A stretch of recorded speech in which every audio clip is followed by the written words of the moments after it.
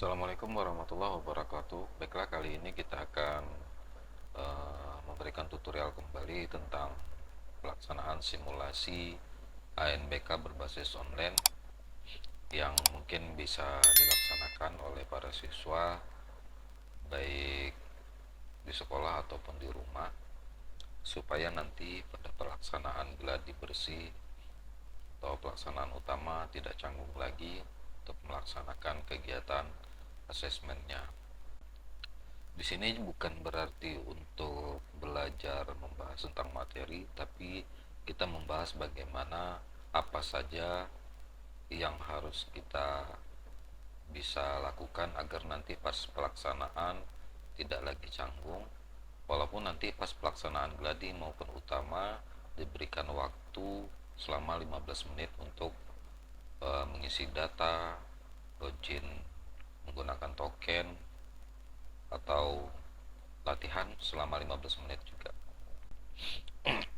Jadi oke lah, kita lanjut saja kepada situs link yang diberikan oleh Puspendik tentang simulasi ANBK. Kita ketikkan aja di searching Google simulasi AKM.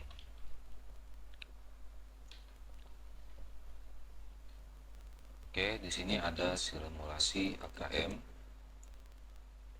yaitu dengan link simulasinya pusmendik.kemendikbud.go.id. Linknya di atas ini kita salin di deskripsi agar mudah, tinggal klik saja untuk latihannya. Nah, di sini ada pilihan. Kalau di pelaksanaan itu pelaksanaannya ada 2 hari untuk pelaksanaan, yaitu hari pertama literasi membaca, hari kedua literasi numerasi atau matematika. Nah, di sana nanti akan ada jadwal dan kelompok tesnya kapan. Nah, di sini ada jadwal kegiatan yang ada di sekolah saya. Di sini ada gladi bersih tahap 1. Karena di sekolah saya jumlah pesertanya ada 60 orang, maka saya memilih 2 gelombang, yaitu di tahap 1. Gelombang pertama itu saya pilih untuk kelas 5 dan gelombang kedua untuk kelas 6. Nah, pelaksanaan jadi 4 hari, yaitu 2 hari. Hari pertama itu literasi, hari kedua itu numerasi. Nah, di link tadi kita pilih literasi, itu berarti di hari pertama pelaksanaannya nanti. Nah, di dalam pelaksanaannya nanti ada latihan selama 15 menit, ada literasinya 75 menit, survei karakter 30 menit. Jadi total pelaksanaannya itu 45, ada 2 jam. Satu sesi pelaksanaan ujian jam 7.30 sesi pertama, jam 10.30 sesi kedua. Kalau kita melaksanakan 3 sesi dalam 1 hari itu, nanti jam 13.30 mulainya lagi sesi ketiga. Nah, kita langsung saja ke simulasinya. Ya, kita coba untuk literasi membaca saja, biar nanti yang numerasi tinggal kita pilih saja. Kita coba di sini untuk latihannya saja, agar nanti pas pelaksanaan gladi ataupun utama tidak merasa canggung lagi apa yang harus kita masukin di dalam situs atau link atau aplikasi ujian ANBK-nya nanti. Oke, di sini ada pilihan user dan password. Di sini otomatis kalau di dalam simulasinya sudah diisikan oleh aplikasinya, sudah terisi otomatis karena di sini hanya simulasi. Nah, di sini ada tanda matanya. Oke, tanda matanya untuk melihat password ujiannya, biar kita tidak salah mengisinya. Oke, nah kita tinggal tekan login. Oke, di sini ada menu yang diisi. Di sini tadi user kita P130100230 sebagai peserta 1. Di sini ada token. Nah, di sini ada kode nick atau usernya nanti Di sini ada ID username peserta. Biasanya nanti kalau di pelaksanaan yang sebenarnya di sini ada nama peserta. Nah, karena di sini latihan, nama usernya sama nama pesertanya cuma dibedakan dengan peserta satu. Di sini ada jenis kelamin. Jenis kelamin ada pilih laki-laki dan perempuan. Nah, di sini ada paketnya, paket ujiannya, mata ujiannya literasi. Tadi karena kita pilih literasi, maka di sini posisinya literasi. Nah, selanjutnya kalau di pelaksanaan nanti di sini usernya yaitu kode usernya, di sini nama peserta, nama kita biasanya sesuai dengan kartu ujian kita. Jadi nanti untuk mengisinya nama peserta ini harus disamakan dengan nama peserta yang di bawah. Jangan berbeda. Walaupun itu salah nanti. Biar namanya saja. Tapi biasanya insya Allah data yang sudah saya sinkronisasikan dengan data yang ada biasanya sudah benar. Walaupun ada kesalahan biarkan saja, sesuaikan dengan nama yang ada. Nanti namanya di atasnya begini, di bawahnya juga tetap begini mengisinya. Kita tinggal copy saja agar mempercepat, bisa boleh diketik juga langsung. Jadi nanti kalau di pelaksanaan ini nama asli kita, karena di sini namanya P1 user ini, nama pesertanya peserta 01, jadi kita cukup isi dengan nama peserta 01 juga dengan usernya. Biasanya kalau di pelaksanaan ini namanya saja. Oke. Nah, di sini ada pilihan tanggal lahir. Karena ini simulasi, data kita tidak boleh isi. Jadi cukup dengan nama peserta 01, peserta 02 nanti biasanya. Oke, tanggal kita pilih saja terserah, bulannya mungkin tahun 2023 misalkan. Nah, token. Di pelaksanaan ujian nanti proktor akan memberikan token peserta ujiannya. Nah, kalau di sini ada token yang sudah diisi. Biasanya token itu berubah selama 15 menit sekali. Setiap peserta yang sudah login selama 15 menit tokennya akan berubah-ubah setiap pelaksanaannya. Tapi di sini tidak. Mungkin juga berubah atau kita refresh saja tokennya berubah juga. Nah, biasanya 15 menit sekali tokennya akan berubah. Nah, jadi kita copy saja tokennya untuk mengisinya. Setelah tokennya dikasih atau diberikan oleh proktor atau operator ujiannya, kita isikan di sini. Oke. Selanjutnya kita tekan submit. Nah, di sini kita diberikan ke tampilan konfirmasi tes. Oke, status tes baru. Jadi biasanya sesi 1 atau sesi 2 di sini status tesnya. Oke, nah di sini tanggal pelaksanaannya tanggal 2 Oktober 2023. Ini pukulnya pukul 12.39. Karena di sini saya melaksanakan tutorialnya jam 12.39. Nah, di sini alokasi waktunya 60 menit. Karena di sini latihan ya mungkin dikasihnya waktunya 60 menit. Tapi kalau di pelaksanaan biasanya itu 2 jam. 15 menit latihan, 75 menit soal ujian utama literasinya, nanti 30 menit survei karakter.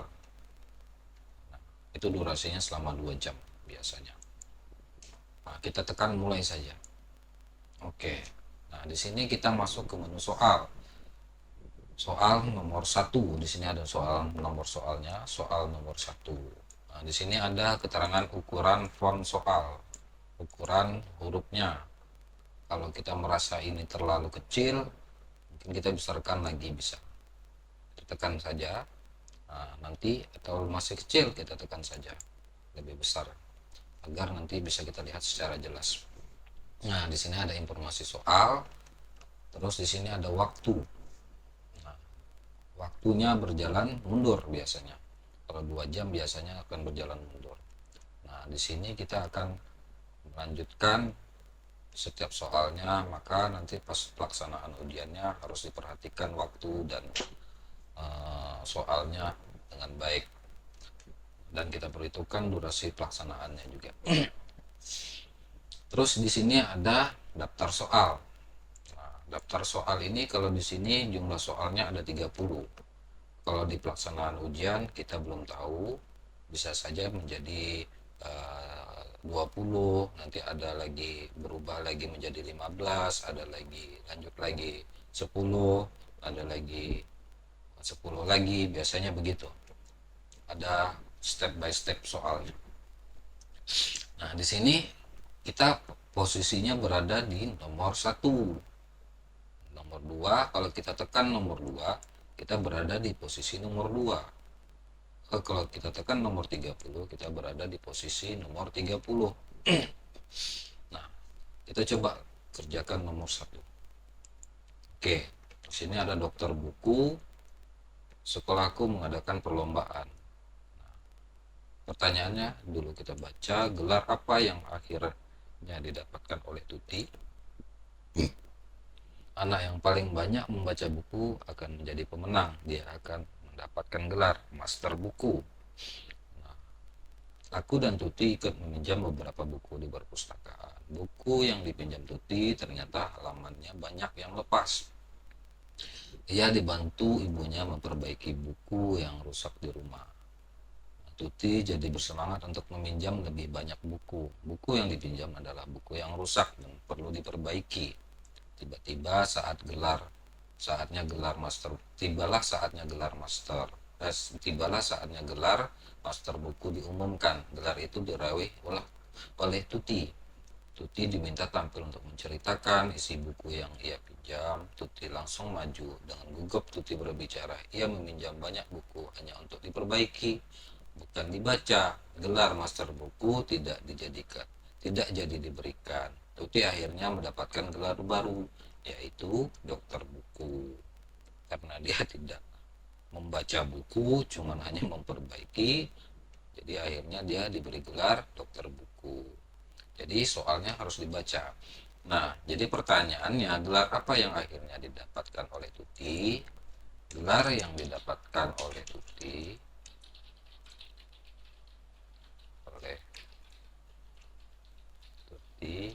adalah dokter buku.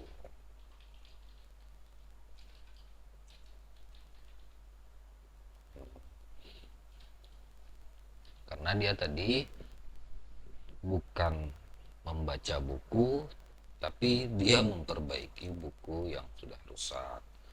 Ini hanya pertanyaan yang simpel saja, ini hanya sekedar latihan. Ini pertanyaan yang perlu jawaban langsung diketik di sini. Jadi jika ada kolom seperti ini, maka pilihannya langsung diisi. Kalau kita secara manual kan kita langsung jawab menulis. Oke. Di sini kalau seandainya kita merasa ragu dengan jawaban, kita tekan saja ragu dulu. Nah, kalau kita merasa sudah tidak ragu, kita jangan tekan tidak ragu, langsung tinggal lanjut ke soal berikutnya. Tapi saya di sini saya mencoba jawabannya masih ragu nih, perlu saya baca ulang lagi. Saya mau lanjut ke soal berikutnya. Nah, di sini kita masuk ke soal nomor 2. Pertanyaannya adalah menjawab benar atau salah. Nah, sekarang tadi kan sudah kita baca, jadi soal itu saling berhubungan nomor 1 dan 2. Di sini pertanyaan, bagaimana cara mendapatkan gelar master buku dalam perlombaan tersebut? Klik pilih benar atau salah untuk setiap pernyataan sesuai isi teks. Nah, pertanyaannya, karena kita sudah baca tadi soal pertama, kita tidak perlu lagi membaca, soalnya pun juga sama, ceritanya juga sama. Nah, kita cuma perlu menyimak hasil dan memperhatikan pertanyaannya saja. Di sini gelar master buku diberikan kepada anak yang dapat menceritakan dengan baik isi buku yang dipinjam. Berarti benar. Nah, jika dia dapat menceritakan dengan baik isi buku yang dipinjam, jawabannya benar. Gelar master buku diberikan kepada anak yang paling rajin meminjam serta membaca buku perpustakaan, juga benar.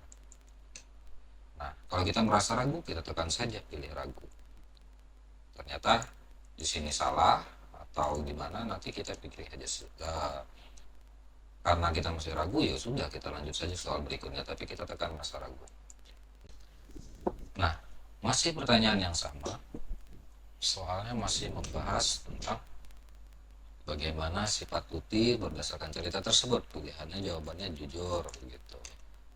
Lanjut saja biar kita tidak ada Rasa ragu lagi, di sini pilihannya pilih salah satu. Kalau ada tandanya bulat itu pilih salah satu, tapi kalau soalnya centang di sini ada banyak pilihan, ada jujur, ada peduli, bisa kita pilih dari dua jawaban.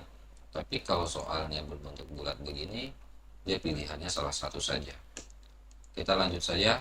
Di sini pilih benar atau salah. Kita lanjut saja biar mempercepat.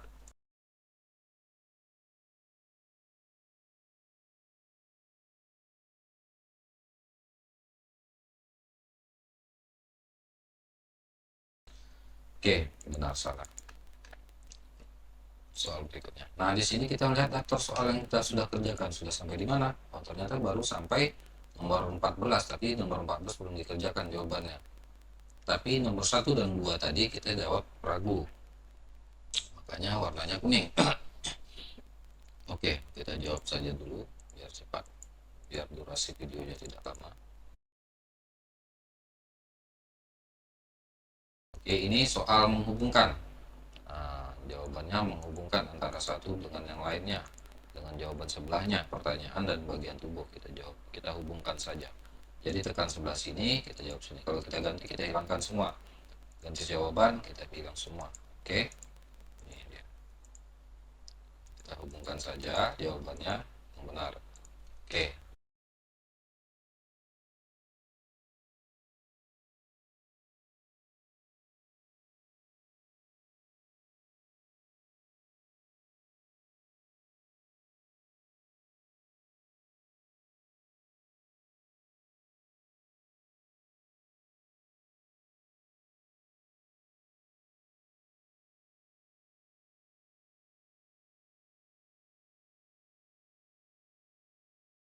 Nah, di sini apakah kita bisa menjawab selesai tes? Bisa. Apakah kita bisa? Kalau tidak, kita masih ragu, kita kembali dulu. Di sini ada jawaban yang kita masih ragu. Oke, kita pilih, kita kembali ke nomor 1. Kita kembali nomor 1, kita tidak ragu lagi. Soal berikutnya, kita cek apakah warnanya hitam. Oke, sudah warna hitam. Nomor 2, kita sudah masuk ke posisi nomor 2. Kita centang saja, tidak ragu. Kita cek lagi, soalnya sudah berwarna hitam. Di sini posisi kita menjawab soal. Nah, kita langsung saja ke nomor 30, berarti kita ingin menyelesaikan soal. Di sini soal berikutnya. Biasanya kalau soalnya masih ragu atau ada yang belum jawab, kalau belum dijawab, maka jika kita menekan selesai tes, maka dia akan bertanya apakah Anda yakin untuk menyelesaikannya atau mengabaikannya saja, atau kita kembali lagi. Biasanya tidak mau jika soalnya tidak kita jawab. Tapi pasti ada pertanyaan, apakah Anda ingin menyelesaikan akhir tes ini?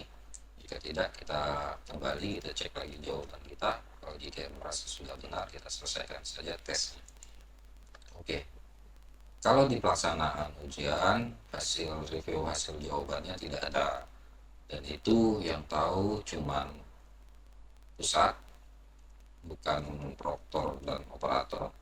Operator hanya melaksanakan pelaksanaan ujiannya saja dan memberikan token soal dan memberikan informasi sudah jam berapa, dan memberikan, dan nanti ada pengawas ujian juga di pelaksanaannya. Jika ingin bertanya, silakan bertanya kepada pengawas ujian. Kalau masalah sistem pelaksanaan ujiannya, misalkan komputernya bermasalah, silakan bertanya kepada teknisi. Operator silakan bertanya tentang token. Nah, nanti bisa di pas pelaksanaan gladi bersihnya atau pelaksanaan utama. Di sini ada hasil jawabannya. Di sini kita hanya sekedar latihan, silakan latihan di rumah biar kita bisa lancar mengisi dan melatih menggunakan komputernya. Nanti biar kita tidak canggung lagi dengan pertanyaan, dengan cara mengerjakannya, bukan dengan jawabannya ya, tapi dengan cara mengerjakannya. Nanti soalnya pasti berbeda di dalam pelaksanaan ujian yang aslinya. Oke, kita logout saja. Nanti di sini kalau mau latihan lagi silahkan pilih literasi numerasi matematikanya.